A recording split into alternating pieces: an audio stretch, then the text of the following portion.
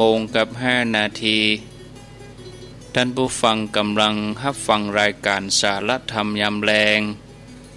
อยู่กับอาตมภาพพระครูอภิวัฒนวิกรม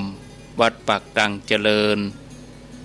ตำบลดอยหล่ออำเภอดอยหล่อจังหวัดเชียงใหม่เป็นผู้ดำเนินรายการ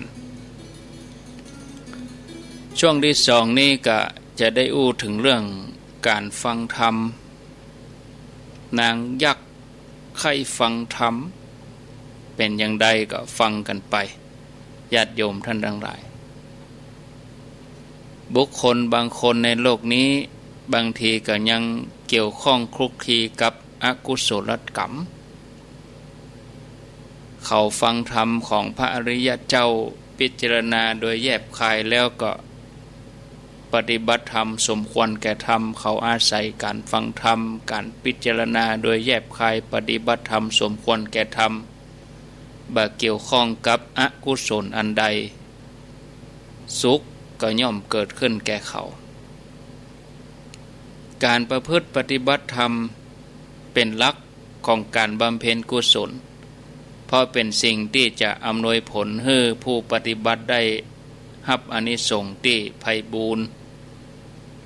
การฝึกฝนอบรมใจการเจริญภาวนาให้เข้าถึงพระรัตนตรัยพระแก้วเจ้าทั้ง3ประการอันมีพระพุทธพระธรรมพระสงฆ์3อย่างนี้เป็นที่ปึ้งที่ระลึกของเฮาทั้งหลายดังนั้นเฮาทั้งหลายทุกคนต้องตั้งใจเป็นเจ้าผู้ที่แท้จริงก็คือยึดมั่นในคำสอนของพุทธศาสนาธรรมชาติของดอกบัวแม้จะต้องอาศัยโคนตมหรือว่าขี้เปอะเป็นที่เกิดแต่เมื่อดอกบัวเจริญเติบโตใหญ่เต็มที่ก็ชูช่อออกดอกขึ้นอยู่บนเหนือน้ำส่งกลิ่นหอมชื่นใจแก่ผู้ที่ผ่านไปผ่านมาสงฆ์สาวกของพระพุทธเจ้าก็อย่างเดียวกันบ่ว่าจะมาจากชาติตระกูลไหนก็ว่าเคยทำอกุศลอันใดบ่ว่าตั้งกายตั้งวาจาตั้งใจแม้การเวลาผ่านไปจะมากี่ภพกี่ชาติก็ตามแต่ถ้าหากว่ามาในปัจจุบันชาตินี้ได้อยู่ในเพศภาวะที่เป็นบุคคลที่บ่มีอกุศลกรรมที่แห่งกล้ามาตัดรอน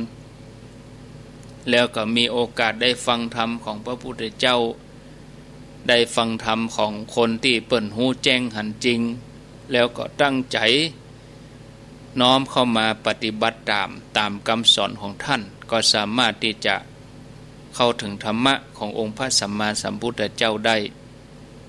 แล้วอานิสงส์ก็ยังส่งผลให้บรรดาหมู่ญาติคนรอบข้างเปิ่นได้กุศลไปโดยเหมือนเรื่องของนางยักษินีตนหนึ่งที่จะเล่าให้ญาติโยมเขาฟังดังต่อไปนี้ว่าสมัยหนึ่งพระพุทธเจ้าของเฮาประทับอยู่ที่วัดพระเชตวัน วัดพระเชตวันนี่เป็นอารามของนายอนาถปิณฑิกาเศรษฐีตั้งอยู่ในกรุงสาวัตถีเมื่อพุทธเจ้าพระองค์แสดงธรรมแก่คนทั้งหลาย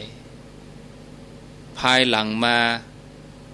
พระองค์ก็เสวยพระกยาหารเสร็จแล้วก็ประทับบิณฑบาตไปโหนวันออกที่บริเวณคันธกุฏีเพื่อจะตรวจพอโลกธาตุทั้งหลายในสมัยนั้นหมู่ภิกษุที่ถือผ้าบางสุกุลบิณฑบาตเป็นวัดได้ออกจากที่พักกลางวันมาถวายบังคมพุทธเจ้าแล้วก็นั่งแวดล้อมพุทธเจ้าทรงทราบอัธยาศัยของภิกษุแต่ละรูปก็เลยตรัสธรรมีกถาอันเกี่ยวกับเรื่องราวของพระนิพพานพระสงฆ์ก็ตั้งใจฟังธรรมด้วยความเคารพพิจารณาธรรมด้วยความแยบคายเพื่อจะได้นำไปปฏิบัติตามวันนั้นมีนางยักษินีตนหนึ่งได้อุตราผู้เป็นธิดาคือลูก แล้วก็จูงปุณพัสสุผู้เป็นลูกบ่าวเสาะแสวงหาอาหารกินเต็มหมู่กำแพงวัดแล้วก็เดินเรียบคูคลองหลังวัดพระเชตวันอันหนึ่งก็อุ้มอันหนึ่งก็จูงเนาะยักษินีเนี่ยมีลูก2 คนลูกสาวกับลูกบ่าวลูกสาวนี่ถ้าจะน้อยอยู่อุ้มแล้วลูกบ่าวนี่ก็ใหญ่ละก็เลยจูงเตียวไปเมื่อไปถึงซุ้มประตูนางยักษินีหันใส่คนก็สงบนิ่งบัดต้วงบ่ไหวติ้งยังอ่ะนะเพราะว่าฟังธรรมด้วยความเคารพดูเหมือนเปี่ยวเตียนที่ตั้งไว้ในที่บ่มีลมตั้งตรงนิ่งนางยักษ์นี่ก็เกิดความเลื่อมใสเกิดว่าโอ้ในที่นี้ก็ถ้าจะมีของแจกให้เขาได้กินเพื่อจะประทังชีวิตก็เลยจูงลูกทั้งสองเข้าไปที่ในวัดในวิหารเทวดาอารักษ์เปิ้นสิงสถิตอยู่ที่ซุ้มประตูหันใส่นางยักษินีว่าบ่ได้มาเจตนาทำร้ายไผก็เลยบ่ได้ห้ามนางยักษินีเองก็ได้ฟังเสียงพระพุทธเจ้าดังมาถึงตัวเธอตัวนางยักษ์นี่นะเสียงนั้นอย่างมาไพเราะจับใจเหมือนจะแทรกเข้าไปในจิตในใจในเยื่อในกระดูกเลยประกอบด้วยความพร้อมเพียงเป็นอันหนึ่งอันเดียวกันของคนที่นั่งฟังธรรมดักปิ้งญาติโยมทำให้เกิดความเลื่อมใสในหมู่สงฆ์ทั้งหลายก็เลยลืมเรื่องการเสาะหาอาหารลูกทั้งสองของนางยักษ์ก็สะกิดแม่ตึดผ้าตึดครัวลูกหิวเนาะสะกิดแม่ก็ยืนนิ่งบัดต้วงบัดติงนางยักษินีก็บ่สนใจลูกแล้วบ่เกิดที่จะเสาะหาอาหารนางยักษ์นี่ก็ยืนเงียงหูฟังธรรมส่วนอุตราผู้เป็นธิดาเป็นลูกสาวก็ยังน้อยเหลือเกินบ่สนใจในการฟังธรรมโดนความหิวมาเบียดเบียนนักเข้าจักแขนแม่ก็ได้ตืดผ้าก็ได้เตือนแม่หลายครั้งแล้วครั้งเล่าแม่ก็ยังมายืนนิ่งอยู่หั่นบ่เสาะแสวงหาอาหารมาให้ลูกนางยักษินีก็ว่าลูกตัวเก่ากำลังจะทำอันตรายต่อการฟังธรรมก็เลยปลอบโยนลูกไปว่าลูกจะไปเดือดเตื้อเงียบก่อนนะเงียบไว้เถอะลูกแม่กำลังฟังธรรมที่หาได้ยากในโลกลูกทั้งสองเงียบก่อนเน้อจนกลัวแม่ฟังธรรมพระพุทธเจ้าจบแล้วก่อนพระพุทธเจ้าพระองค์ตรัสเรื่องนิพพานเป็นเครื่องที่จะเปื้องทุกข์ลดกิเลสร้อยลัดทั้งหลายเวลาที่มีกล้าอย่างเนี้ยอย่าได้ฮื้อล่วงเลยไปจากแม่เลยเน้อลูกเน้อนางยักษินีเกิดว่าแม่ลูกทั้งสองแล้วก็สามีต่างเป็นที่ฮักของตนแต่ปรารถนาในการฟังธรรมของพระพุทธเจ้าเป็นที่ฮักยิ่งกว่าลูกและสามีเพราะลูกและสามีบ่สามารถจะปลดเปลื้องตัวเก่าให้ออกจากทุกข์ได้แต่การฟังธรรมย่อมปลดเปลื้องสรรพสัตว์ให้พ้นจากทุกข์ได้แล้วนางยักษ์ก็อู้กับลูกถามว่าแม่ปรารถนาจะฟังธรรมที่พระพุทธเจ้าตรัสรู้โดยพระปัญญาอันยิ่งเพื่อพ้นจากชรามรณะเจ้าถึงสองฮือนิ่งเสียลูกบ่าวก็อู้ขึ้นว่าแม่จ๋าลูกบ่ลบเล้าแถมแล้ว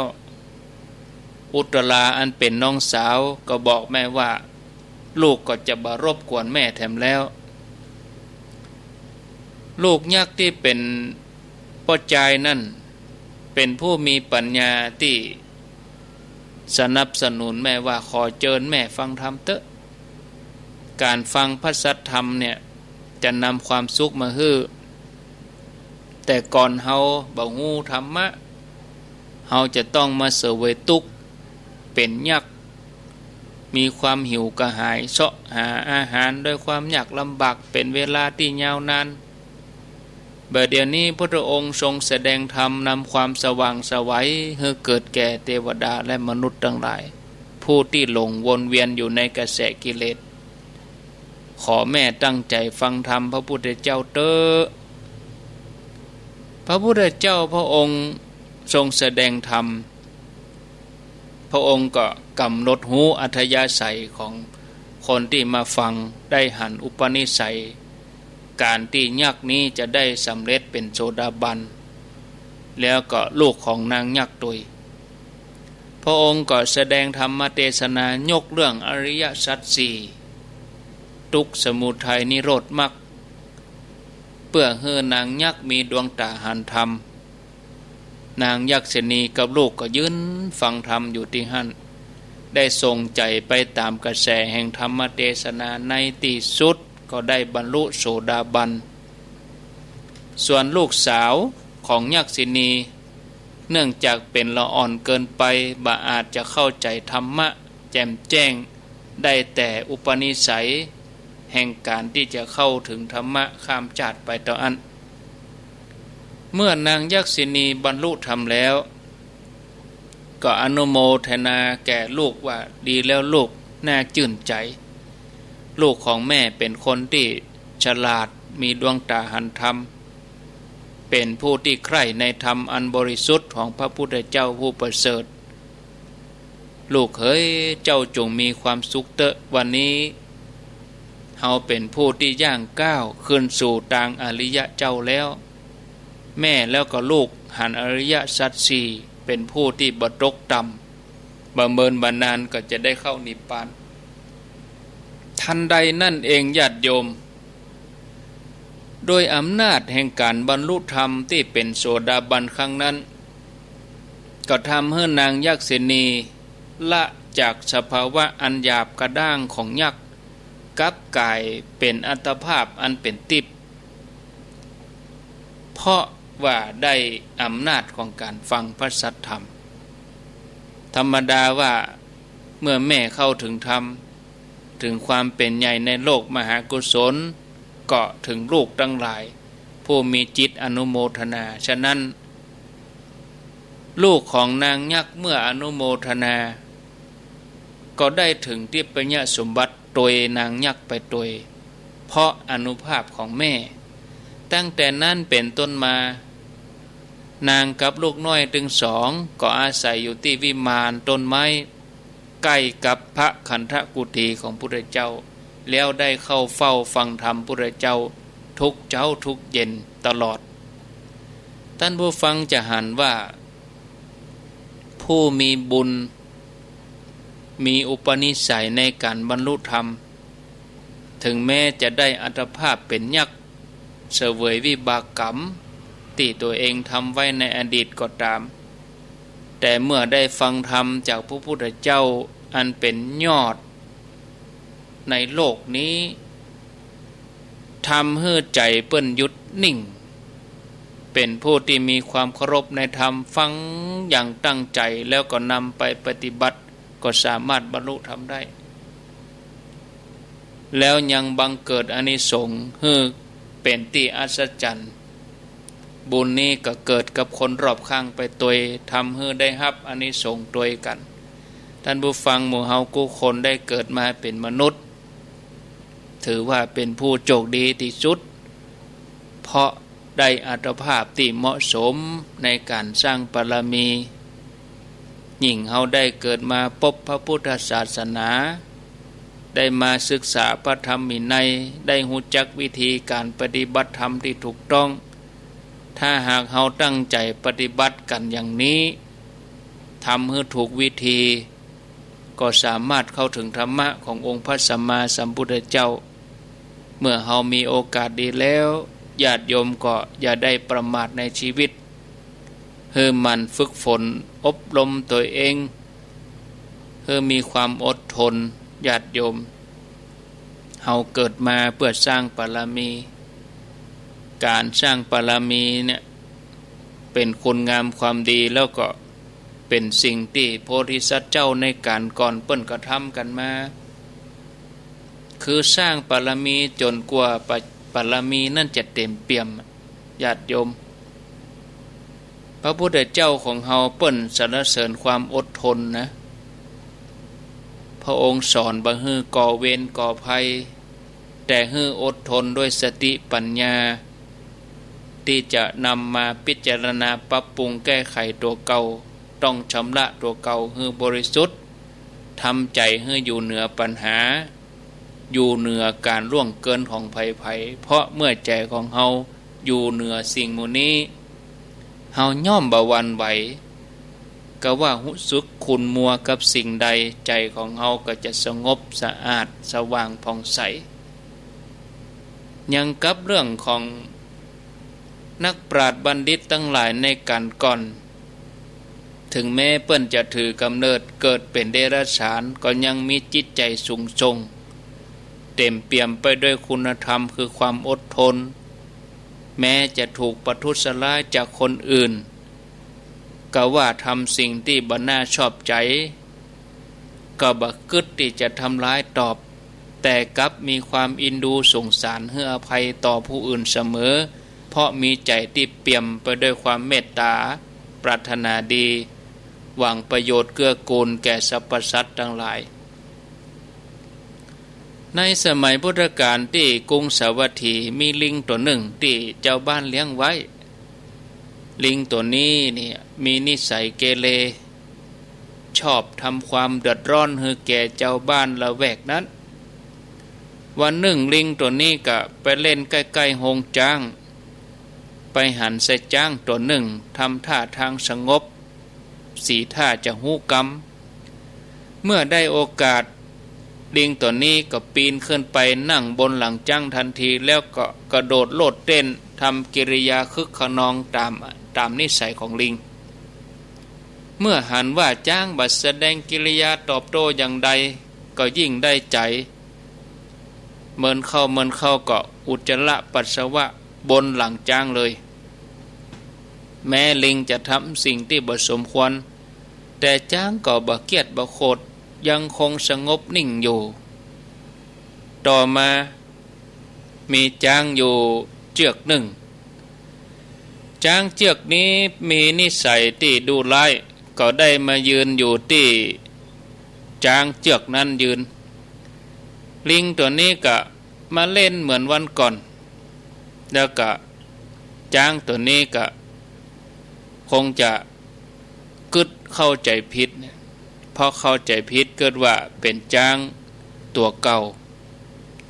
ลิงนี่ก็มาเล่นกระโดดโลดเต้นบนหลังจ้างทันทีแต่ยังบัดตันจะได้เล่นซุกซนจ้างตัวนั้นก็เอางวงยับลิงฟาดลงพื้นแล้วก็เอาเท้ากระทืบ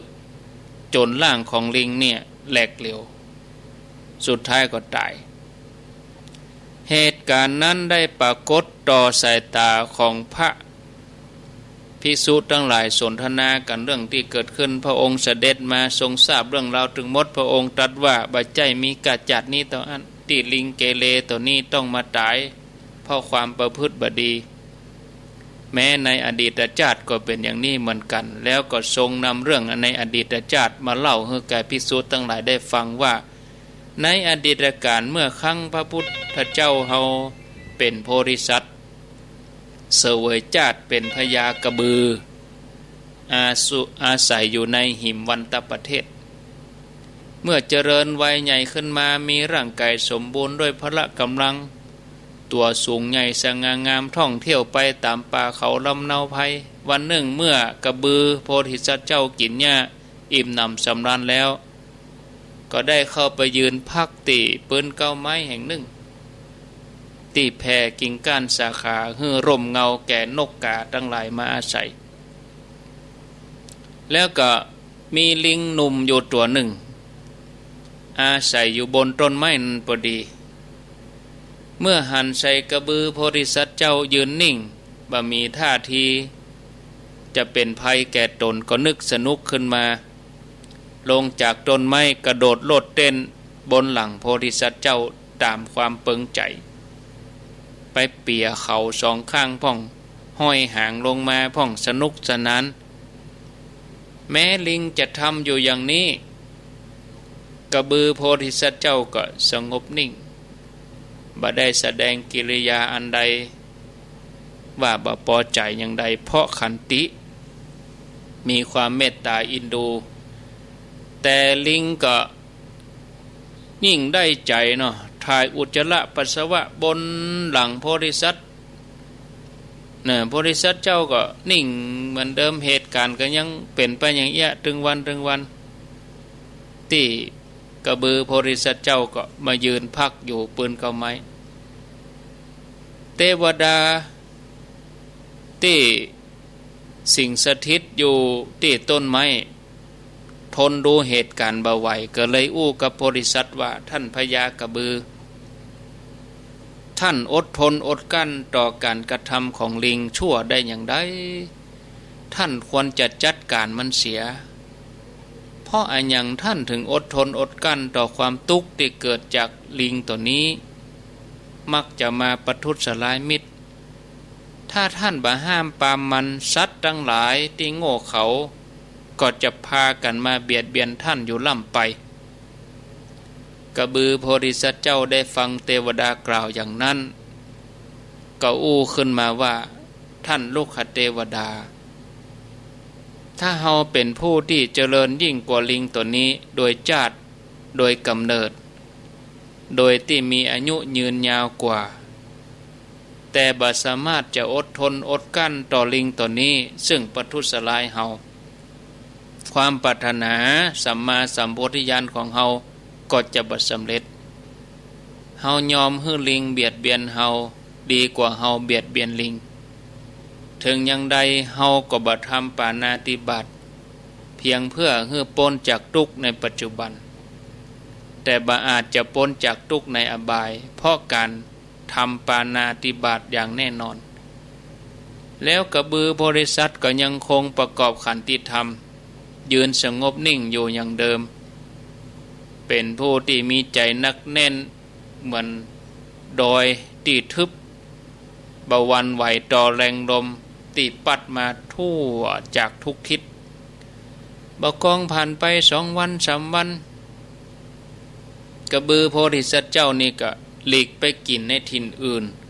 วันนั้นมีกระบือหนุ่มหนึ่งตัวหนึ่งซึ่งเป็นกระบือที่ดุร้ายก็ได้มายืนพักแทนที่เก่าของโพธิสัตว์ลิงแสนซนก็ลงจากต้นไม้นึกว่าเป็นกระบือตัวเดิมบอกกองกระโดดขึ้นบนหลังยับเขาห้อยเจ้าอันกระบือหนุ่มนี่ก็สวึดสลัดลิงนี่ก็ตกลงมาบอกกองตกลงมากระบือก็เอาเข่าควิดจากนั้นก็เอาเท้าเข้าเหยียบจนร่างของลิงนั้นแหลกละเอียดลิงก็ตายอย่างน่าอเนจอนัตท่านผู้ฟังญาติโยมเฮาจะหันว่าเรื่องของบาปกรรมไผทำอย่างไว้ก็ย่อมได้รับผลอย่างนั้นบัณฑิตในการก่อนเปิ้นบ่ได้ประทุษร้ายไผเปิ้นก็อาศัยขันติธรรมอดทนเพื่อจะเพิ่มพูนขันติบารมีให้นักขึ้นฉะนั้นนักสร้างบารมีต้องอดทนบ่ว่าผู้มาพิสูจน์เฮาอย่างใดมาแนวใดจะมาลายใดกำลังใจของเฮาเนี่ยก็ยิ่งใหญ่นะศรัทธาญาติโยมจะเป็นไผมาจากไหนจะว่าให้ว่าดีเฮายังได้ก็ตามเฮาต้องอดทนให้ได้เพราะความอดทนเป็นคุณธรรมเบื้องต้นของนักสร้างบารมีที่จะนำเข้าไปสู่เป้าหมายในทางพุทธศาสนาการฝึกฝนใจจะทำให้เฮามีความอดทนจิตใจสงบเยือกเย็นจนเมื่อใจของเฮาหยุดนิ่งสมบูรณ์เฮาก็บ่ต้องอดทนแถมต่อไปเพ ราะใจของเฮานั้นเหนือสิ่งอื่นใดแล้วบ่หวั่นไหวต่อสิ่งใดๆทั้งสิ้นเฮาก็บ่มีความรู้สึกว่าจะต้องไปทนให้หยังแถมเพราะใจของเฮามีแต่ความเบาสบายเหนือสิ่งอื่นใดบ่คัดเคืองบ่ขุ่นมัวเมื่อใจของเฮาสะอาดผ่องใสอย่างเงี้ยเฮาจะมีแต่ความเมตตาปรารถนาดีต่อสรรพสัตว์ทั้งหลายใครฮือสรรพสัตว์ทั้งหลายเนี่ยมีสันติสุขฮือมนุษย์นั้นเลิกเบียดเบียนกันและกันฮือหันมาปฏิบัติธรรมเพื่อจะเข้าถึงธรรมะขององค์พระสัมมาสัมพุทธเจ้าแล้วเฮาก็จะได้ที่เปิ่งอันสูงสุดสันติสุขก็จะเกิดขึ้นกับโลกฉะนั้นญาติโยมให้มันฝึกฝนอดทนเอาเนาะเอาละญาติโยมท่านสาธุชนทั้งหลายพอเวลาช่วงที่สองนี่ก็จะปันเวลาให้ญาติโยมท่านสาธุชนได้โทรเข้ามานักขึ้นอีกเนาะไปมีหยังจะจะก็จะได้โทรหากันนะขออนุโมทนาก็เดี๋ยวเปิดโทรศัพท์เสียก่อนเนาะ0998366322อ้าวมีเข้ามาญาติโยมช่วงแรกโทรบัดดันก็โทรมาช่วงที่สองนี่ก็ศูนย์กันไป0998366322ช่วงแรกตะกี้นี่ก็มีเมืองฝางเนาะเมืองฝางโทรมาแล้วก็โดยสะเก็ดห้วยบ่อทองหลังการแม่สาวแม่จงดีจบสักกะแม่จงดีสายลุดไปเหี่ยแม่จงดีเงียบไปเองเนาะแล้วก็แหมสายหนึ่งก็หลวงพ่อมณิตแหมสายสุดท้ายก็บวกคกฮับสายนอเจริญปนรับให้สาเจ้าทั้งคู่เจ้าโทษจากดังใดแม่ขันแก้วประแดงไม่ให้เจ้าแม่ขันแก้วเนาะฟังชัดพยาบาลมาแล้วต่อดีแล้วกันแม่ดีขึ้นนะเจ้าดีขึ้นเนาะที่บ้านแล้วคือมาบำบัดที่บ้านวันนั้นเสียดายเจ้าจะอยู่ห้องอยู่ชั้น6หันสถานที่หันอยู่กะยกมือไหว้สาลูกโมท่านนะฝากคนไปพร้อมกันทำเลยเจ้าห้องบ้านอยู่ใกล้หันเนาะเจ้าอยู่ชั้น6ไปอยู่ชั้น6แบบอยู่หน้าต่างยื้อพอยกมือไหว้สามันเป็นปลาเนาะเป็นปลามาทำมาบ้านเนี่ยเขามาเอวหาว่าม่วงต้องม่วงกระดาษนี่เนาะ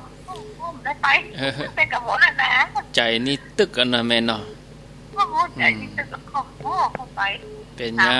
งโอกาสตายเข้าไปโตหลายขนาดเข้าพุ่งมาเข้าถึงหัวเปิดเลยโอกาสหน้าเนาะโอกาสหน้าเจ้าแม่เอาซองไปหอมเทียนทำให้หนูอากาศก็เป็นใจแม่เฮ้ยเย็นดีมานักเลยเจ้าบดดีบดโทบะมีแดดแบบฮ้อนอย่างบดดีแดดลมตกวันนั้นมันกับบดเห็นเนาะนั่นกันนะโมทนาฟังคนกันม่วนเจ้านี่หลวงพ่อเทศม่วนมาการนัดดีกันดีแล้วเนอะมาได้ฟังก็หามาได้ฟังว่าพระเจ้านี้น้อยเป็นยังของอันอาจารย์นะไปยิ่งอย่างน้อยเนาะ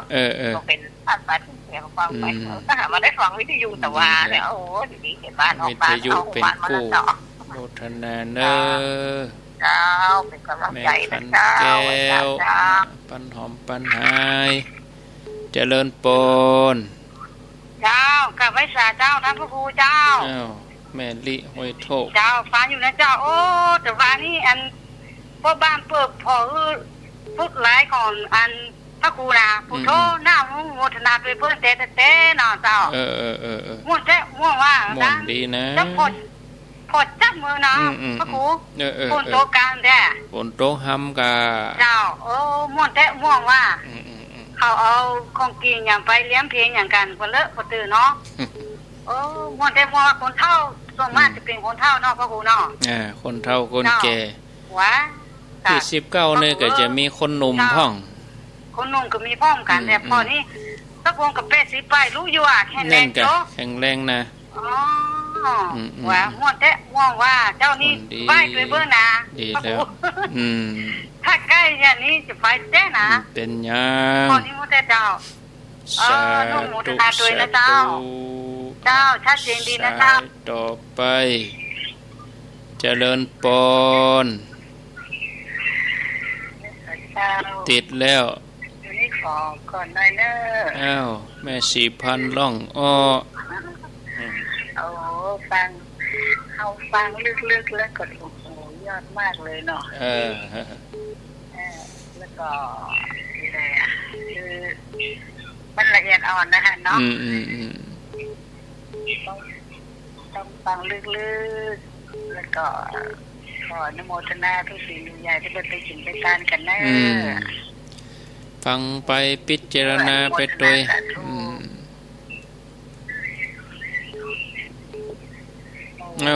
ว่าต่อแม่มันเหมือนนั่งสมาธิฟังนะนั่นก็ดีแล้วดีแต่ถ้ามันมีกำลังใจขึ้นมากเลยเนาะดีกา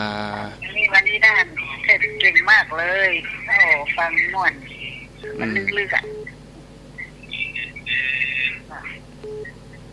อนุโมทนาอนุโมทนาสาธุสาธุเนอสายต่อไปเจริญปนติดแล้วอัดโทษจากที่ไหนแม่นวลประแดกแม่นวลยังฟังอยู่เนาะแม่นวลชัดอยู่เนาะจ้ะชัดเจนดีจ้ะชัดเจนดี104ก็จ้ะ104ว่านี่ค่ะดูที่ไหนก่อนเป็นดิม่วนเนาะจ้ะดูในไลน์ในเฟซคนนักขนาดนะจ๊ะก็พอดี19นี่ก็จะนักขึ้นมาแถมจ้ะอนุโมทนาบุญเป็นได้จ้ะมันเป็นปลื้มเหมือนแล้วท่านเนาะนั่นก็ปลื้มอกปลื้มใจปุ่นวันวางศิลาฤกษ์นี่ไปที่คนแต่งอย่างถึงรับได้โดยประเทศเขาแต่งเยี่ยนนะท่านเนาะนั่นก็เพื่อกับแปลงกันเนี่ยก็คนนักขนาดเนาะจ้ะคนหินคนทรายกัน19นี่ซ้ำจะนักขึ้นเนาะแล้วได้มีโอกาสได้ไปปุ่นไปวางศิลาฤกษ์ก็ออกวาสาแล้วอ่ะเนาะโมทนาสาธุโมทนาเจริญปนท่านราชการเจ้าจากดังใดจากเมืองฝางเจ้าเมืองฝางบ้านหยังเมืองฝางบ้านลุ่มวัดศรีดอนใจเจ้าฝางศรีดอนใจกะวันนั้นขึ้นแนมก็ประจะอันท่านนั้นก็บริหารจัดการเพราะว่ามาพุ่นโปรเกียนตานละน่ะกะลืมเมากันเนี่ยกันนะคะเราไม่ได้ขึ้นมาจัดการเป็นลืมนิ่มใจลายเปิ้นโรอู้กันเป็นเดือนขนาดอันที่พระคุณเจ้าวันจ้างอย่างก็พระราชที่สมเมืองให้กับเจ้าแม่นนะกะแม่นนะอันนับเป็นว่าเอาหินเอาอิฐก้อนอิฐเอาทรายเอาปูนกับเจ้าก็เพิ่งก็คนขึ้นแต่ว่าเนาะเพิ่งก็คนขึ้นกันไปแต่ว่าฟังตุลุงยองก่อนแต่ว่านี่ฟังได้น้อยเดียวฉะนั้นก็มีผลกระทบอ่ะก็เลยปิดไปเนี่ยนี่จะสื่อสารกันบ่ฮู้เรื่องแล้วเนาะเพิ่นก็แปลงเนี่ยก็หอมดังวัดพระบาทดังเพได้ก็เจ้าปุ้นเพิ่นจะถึงพุ่งเพก็ก้อยหอมตอนที่เปิ้นจะวางศิลาฤกษ์หอมที่หลวงพ่อหั่นน่ะเด้อเจ้าหลวงพ่อจะมาอยู่จะนิมนต์เปิ้นมาอยู่ก็ว่ากันให้ไกลอยู่เดี๋ยวนี้ก็บ่อู้เตื้อบ่อู้เตื้อบ่อู้บ่หอมเตื้อทุกวันเจ้าโชคดี ถ้าอย่างอีนี่สื่อสารกันบ่เข้าใจอ่ะบะหมี่หอมบะหมี่หยังเตื้อเน้อบัดถ้าหอมเตื้อคะแนนยกมือสาธุอีกกับปอใจและหมู่ที่เปิ้นไปนี่เปิ้นไปด้วยศรัทธานะตานบาตานแหงนะอันนี้ศรัทธาญาติโยมท่านทั้งหลายกะวันที่19นี่ก็ไปกันแถมกามเจริญปนเวลาฟังเจ้าเวลาได้โทรหาท่านไปหาได้เวลาที่ไปหาเขาแล้วอ่ะบ้านอย่างแม่บ้านสถานีรถไฟเลยเหรอตาแถมพอดีได้ยินทีละบ่ตลอดเด้ออันแม่หันมาโผล่เห็นโผล่ใจเนี่ยให้ไปในเนี่ยบัดได้เป็นยังอ่ะแม่คนเฒ่าของแก่มันอายุนัก80ปลายเพิ่นก็ไปเพิ่นจะไปขนเหรอเพิ่นไปนั่งพอเอกอ่ะเฮาได้ฮู้ได้หันมันต้องมีคนเฝ้าแม่แต่ป่านเป็นอีกแม่เป็นต้นหินพาที่จะเจอปัญหาทำเขาแล้วเนี่ยถ้าจำได้กะ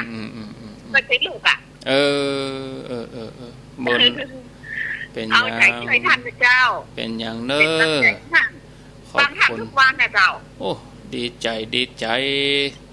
เจ้าเป็นกำลังใจ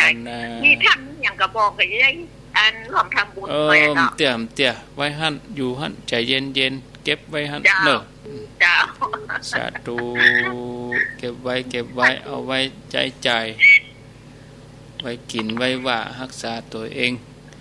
เจริญปนนมัสการพระธรรมครูเจ้าโยมพิสมัยสุริโยดรเจ้าก็คอยแม่ลิมแต่ปะคอยไม่ลิมดอนตันกะนั่นเป็นลืมดอนตันเห็นไปก่อคอยปะคอยน้ำแม่แดงแล้วเดียวดอนตันเจ้าดอนตันเจ้าพระอาจารย์เป็นว่าแต่ว่าถ้าพระครูจะไปขนแถมไม่ได้นี่ต้นข้าวเปิ่นกันแล้วเปิ่นจะส่งคนไปทายทอดด้วยหรอมีไฟฟ้ามันจะมีนะนะ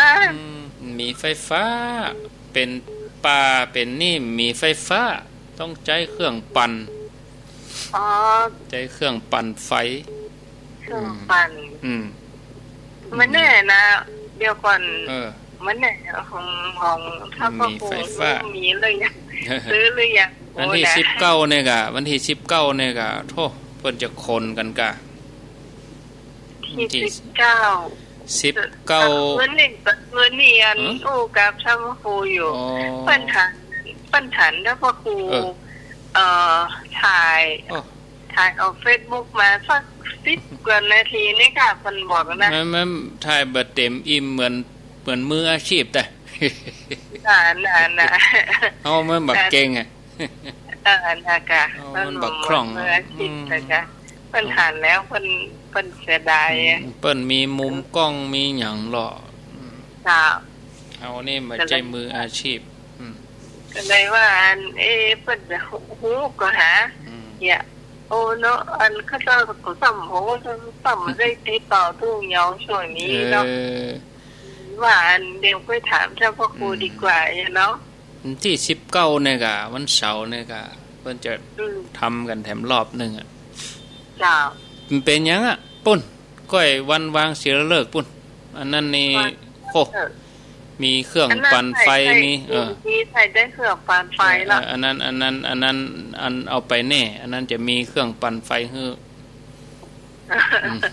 เจ้าดีแล้วเนาะขอบคุณเด้อขอบคุณโยมพิสมัยก็ขอบคุณในความตั้งใจดีเจริญปนมาจากการเจ้าอันนี้ไผเนาะไผฮะแดงเนี่ยดิ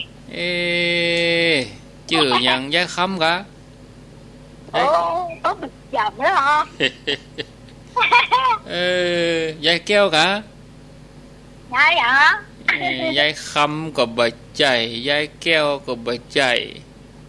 มันจบเนี่ยพอกันนะเนอล่องวัวแดงเนาะเอา ล่องวัวแดงดอยสะเก็ดอย่า โอ้ยกระแปง ยายพรน่ะกะ เป็นลืมได้อย่างใดเป็นลืมได้อย่างใดลืมแล้วยายพรน่ะล่องวัวแดงสันกำแพงเชียงใหม่อ่ะ ชัดเจนดีกะยายพรฮะชัดแจ๋วดีเนาะเจ้ามืดฝนด้วยนะเดี๋ยวนี้ก็มืดด้วยรอก็มืดนั่นนี้นะมันแรงมาก็ฝนที่จะตกหรอคือแรกตกหมดตกงั้นน่ะพอจุ่มพอเย็นเนาะบ้าเนาะตกบะเลยบ่เจ้าโอ้ดีกาฝนตกวัดไหนใช่ปะโอ้ยายฟอนยายพรฟังนี่ก็ดีใจแล้วยินดีเนอะฟังไปแรงก็ฟังโอ้ปอม่วนน่ะเนาะยายพรเนาะเนี่ยฟังทำของฟังเพลงของเนี่ยล่ะก็ชมกันไปกะฟังชมไอ้ที่ก็รับละเนี่ยเมื่อคืนมาก็ฟังธรรมะรวดธรรมะคลายเครียดไปแถมต่อเนื่องไปเลยอยู่เนี่ยอยู่หนิมอยู่เนี่ยเนอะอยู่หนิมอยู่เนี่ยฟังกันอยู่เนี่ยเนอะยินดีโอ้ยายพรร้องงัวแดงสันกำแพงเชียงใหม่0998366322อ้าวมีก็เข้ามาประเด็นนี้4:47 นาทีมีเวลาเปลอะโยมญาติโยมดีว่าบ่นว่าโทรบัตรันเอาเข้ามาเลยรับสายเจริญปอนจากโอ้อ้าวน้องเบี้ยวได้รอฝนตกหรือยังบดมืดบ่ได้เนาะครับผมก็อาบน้ำเสร็จแล้วครับโอ้ดีแล้วครับอยู่เย็นลูกต่างฟังดีแล้วเย็นกายมาเพราะต้องเย็นใจด้วยครับเนี่ยนี่แน่นอนค่ะเย็นกายเย็นใจผมลูกก็แต่ตีสามมาฟังเสียงว่าครูอ่ะผูกกับมาจะเสียงเย็นแล้วสีน่าจะเย็นพอไม่ต้องครับผมแม่เจ้าตึงอย่างนั้นอ่ะแม่เจ้าน่ะน่าจะแพ้ฝุ่นอ่ะเนาะตะวากะอิดตะวากะโธ่ฉันน้ำอุ่นนักๆด้วยโอ้แน่นอนสุขภาพร่างกายโดยถึงเอาแอมไปเนี่ยหรออันน้ำอุ่นอ่ะดูแลสุขภาพไปเด้ออยู่ในการไปมันไปเมินกะเนาะยินดีเพื่อญาติธรรมเนาะโอ้ดีแน่นอนได้กำลังใจขึ้นมาค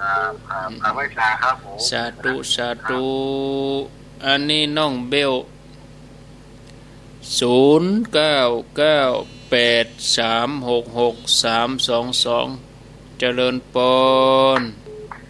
เจ้าทำไม่ตายเจ้าแม่เมาเจ้าแม่เมาขี้เล็กเนี่ยจะได้อย่างต้มจ้ำน้ำพริกเจ้าเหรอทำน้ำพริกกะปิแล้วเนี่ยอ๋อทำน้ำพริกกะปิจะกินตัวฟังได้ก็คงตัวเนี่ยค่ะจับเวลาพอดีเนาะเขาฟังธรรมะฟังอย่างไม่เขาวันยากาศได้ตัวหนูดีแต่มีความสุขดีเขาไปดูทีวีเนาะโอ้เมาเงือกอะเมาเงือกน้ำพริกบนเรือก็โอ้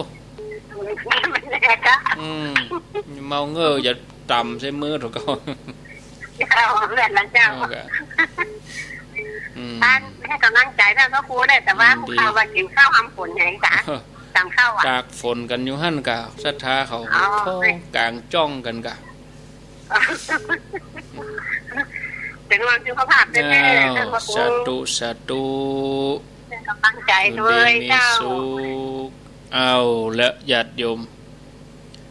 0998366322เจริญปอน ไหว้สาเจ้า จากดังใด